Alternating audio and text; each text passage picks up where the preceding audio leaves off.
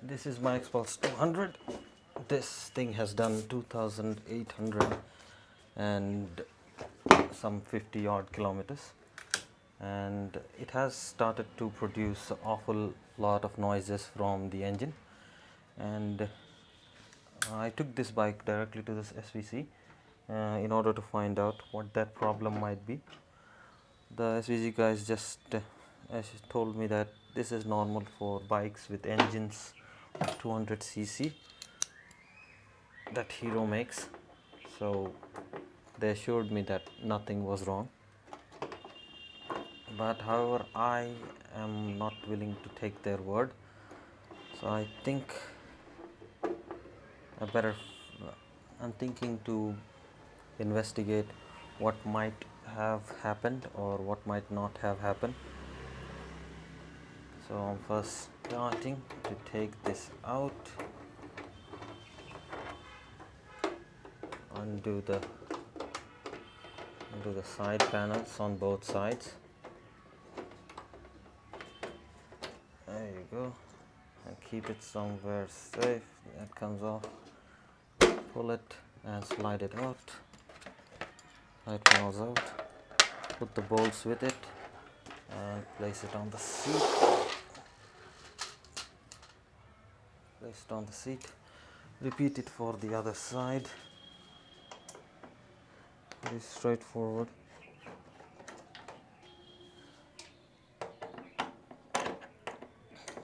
The noises it's making is mostly, I believe it to be near the valves or probably the cam chain. Yeah, before you say that, yes, this noises are, this bike does make noise and it's perfectly normal. Yeah, I accept that for a certain amount. I think, yes, this bike does make a certain amount of noise straight from the factory, but it's not as terrible as it has gotten now. So I complained to the Hero regarding this matter, that they better look into it and probably check the clearances if they could. But they are just reluctant. They just think I'm paranoid and told me that it's normal. The noises for this bike is definitely normal and it's within the acceptable limit. So I do what most guys do. Okay, you don't believe me, that's it.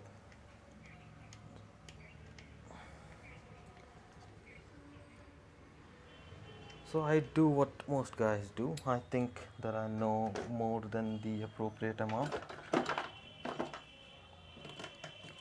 more than what Hero knows, of course, and trying to fix this bike on my own.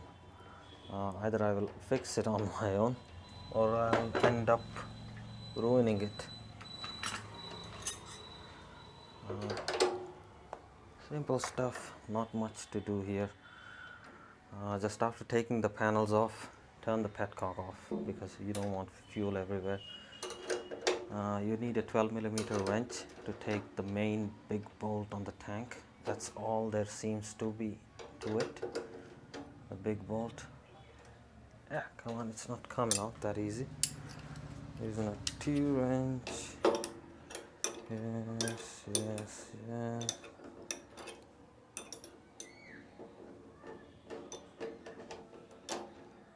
There we go. Bolt is off. Put that somewhere safe and disconnect the fuel line, and careful with that. Put it somewhere pointing up so that you don't lose fuel. And now straighten this a little bit. Now to get the tank off, just have to hold the rear of the tank and slide it ever so slightly downwards, and the tank will be free, just like that. Pretty simple. That's good for us mechanics. And there are 2 or 3 connections that you have to do.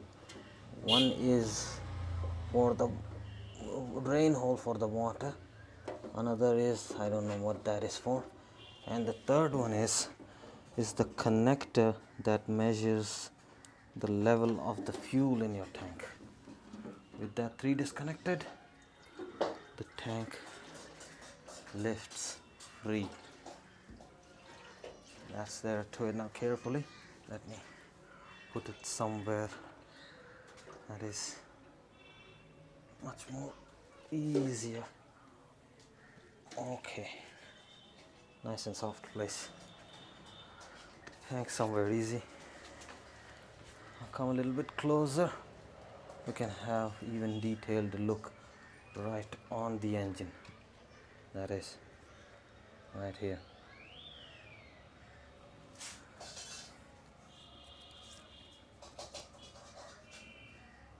Kind of a oil pump that drips oil onto the camshafts.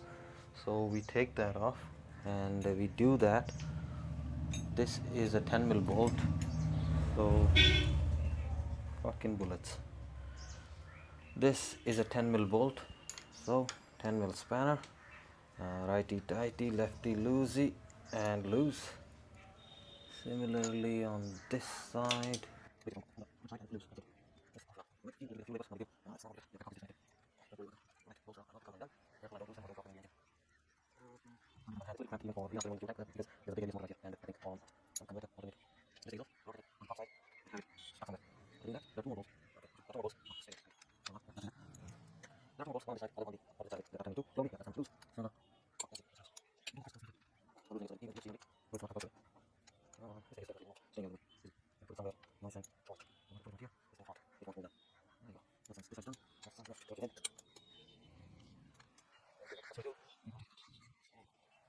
Put the button off. Be careful. There are 2 double washers here. So one is off without the washer. The other still has one back. One is one has left something and go. You just push it out. Push that thing back in. Don't press position of your bolts. Just lift it slowly. So that it lifts along with the gasket. And hopefully you don't have anything to fall. Right? That's it. Off. Make it much closer with here. Right here.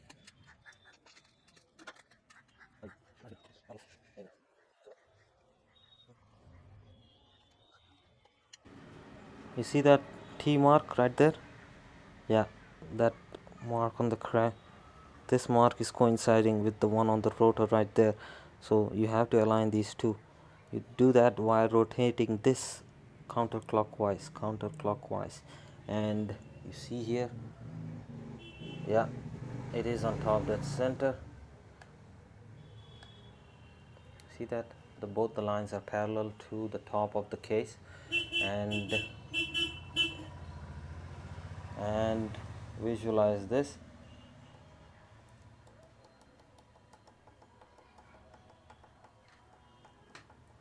These rocker arms are now free to move. You can hear the noise, hear the sound. The rocker arms are free to move. Both the intake and the exhaust rocker arms are free to move. So we have achieved top dead center. We'll verify once again by looking at these and looking through this.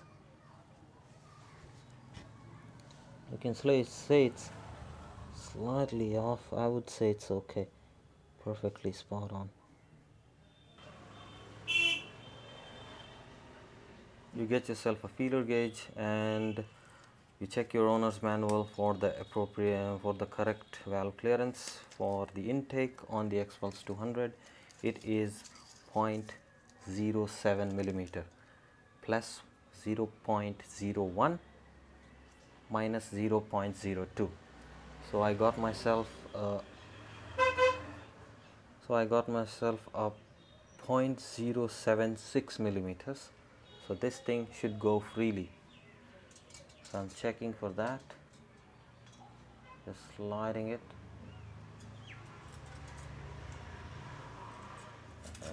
I'm having a little bit of difficulty. Yeah, it's going there freely. It went in there freely, and there is a very light amount of drag in there. So that is okay. Valve clearance. And we'll check one size up to see if there is too much clearance. So we'll select the next size, that is Where is that? Where is that? Okay, let me find that out.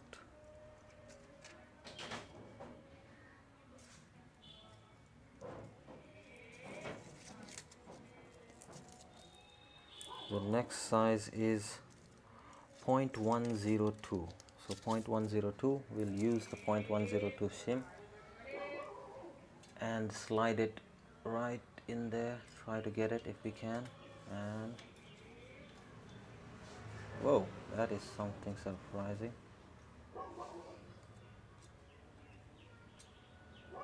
This thing goes without any problem. So there is some issue here because the 0.102 is going and it's nowhere within the spec of it. I don't know why it is happening. We'll try another size up, see how much it is in spec. The next size is 0.127. I'll just try and get it. Yeah, that's taken up nice. Okay, that's too much. That's not going in there. It's very tight in there. It's going in there, but it's very tight. So that is something you don't want. So this thing seems to have an issue. It should be stuck when I put the 0.10 millimeter shim in there, means feeler gauge in there. It should have been stuck there, but it's not happening. Let's verify that again. Oh, that's going freely, pretty freely. So we'll do the test again. And now for the exhaust, we have the specification for the exhaust valve is 0.09 plus 0.01 minus 0.02. So I'm using what you call is it's just a bit over. Let's see if it is within spec. Yeah, moderate amount of drag. Nicely, that feels like an okay adjustment. Very good adjustment right there. However, we'll confirm that by putting the 0.127 millimeter feeler gauge right there in there, and that is getting stuck. Yeah, we don't want that.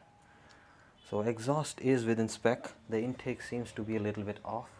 I found faults with the intake side valve clearance. It was at 0.102 where it is supposed to be at 0.07. So to fix that, the exhaust is okay though. To fix that, just get yourself a 10 mil spanner. Focus you. Yeah, okay.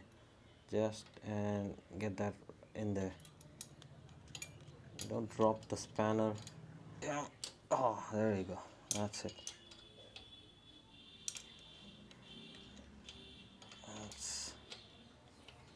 Come on, get in there, get in there. There you go.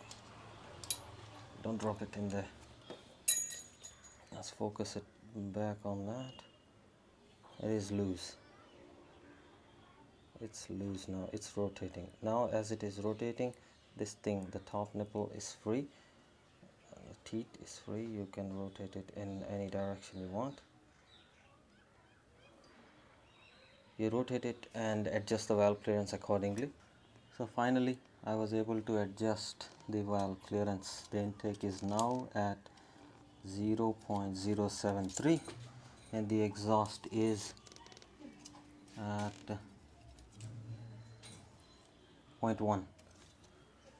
So I hope that takes care of some of the noises that are coming out of the engine, and I'll give it a little bit more. Yeah, that's tight. That's not moving anywhere. And we'll check the valves again. 1, 2. We'll give it another 2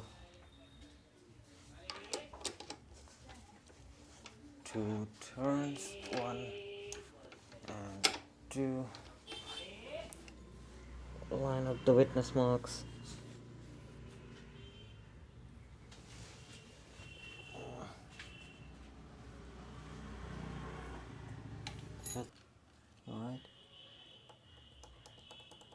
That's free. And now check again. There you go. 0.07 intake. We'll check with the bigger feeler gauge, means slightly wider, and this thing doesn't go. Now we check the exhaust with 0.1. The exhaust should be 0.9, but there is a plus of 0.01, so it's okay. It's within the tolerance. So the valves are within spec now, and we have checked it multiple times. So it's a tedious process. If you think it's going to be happening like in like in an hour or so, it will not, and it will take a lot of time. It is a lot of trial and error, and if you don't have the proper tools, like I didn't have the tool to turn these teats on in the appropriate position, so it will take a lot of time, as it did.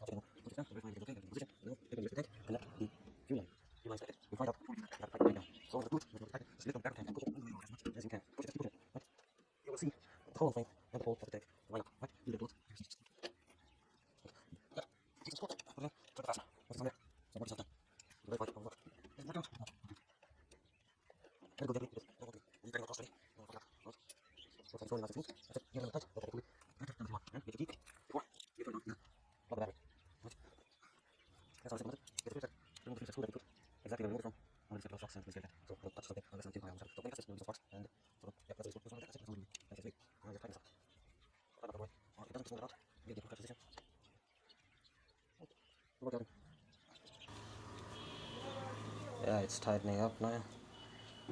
There you go. Give it the, don't strip it. I did strip it, so bad things on me. Just cover it up as best as you can without touching both the terminals and giving yourself a nasty shock.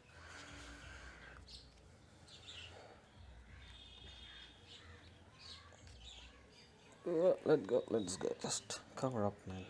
Cover the condom. Put the condom on there. Right. Fucking stupid cover. Yeah. Our key. Find my key. If it doesn't explode, bike's turned on. It's have power. It has fuel. Let's here for it.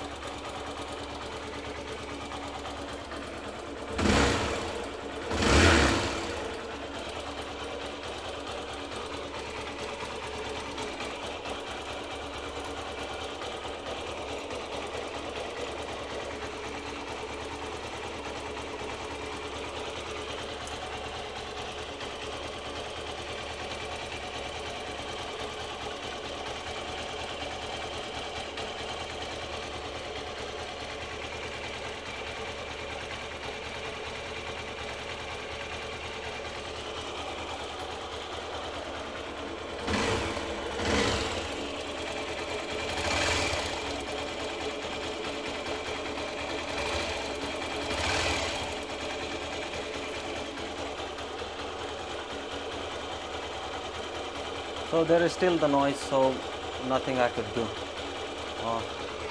Feel like it's the exhaust side, but I can't tell. However, there is no lag.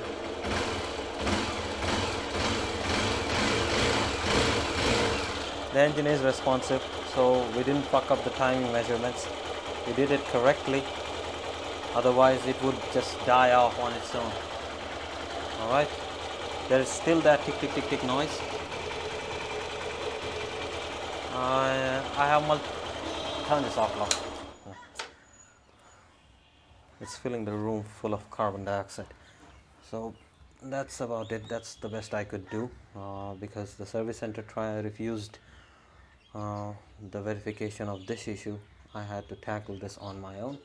However, if any of you are a mechanic by profession and you have experience on working with Hero engines, especially the 200 ones, and if you have any pointers that you can give to me, I would very much appreciate that. Please do provide me some feedback because I'm tackling this issue, even though for a lot of people it's not such a big deal because they can just live with that amount of noise coming from the engine.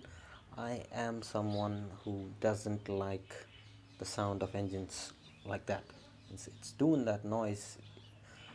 My head thinks that there is something definitely wrong inside there. So if anyone who has the experience on working on these engines, and or you are an engineer, you know what's happening inside, you know what's causing that noise, please in the comments. And if you are someone who wants to do their own valve adjustment, and this is like a guide video, you can follow this, do your valve adjustment, and if you think I have made some mistakes, please point that out.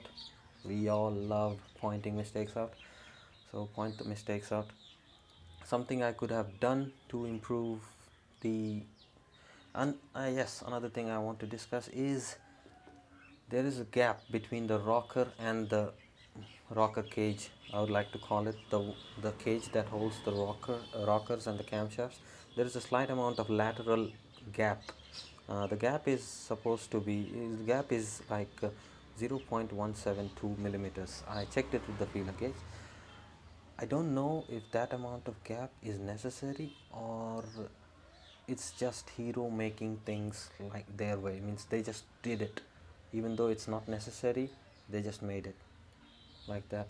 Means I'm asking, can we eliminate that gap or not? If we can, please let me know. Right?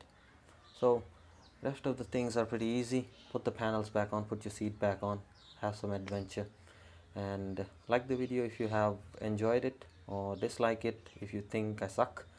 And if you want content like this, or like to follow mechanical stuff, then please subscribe.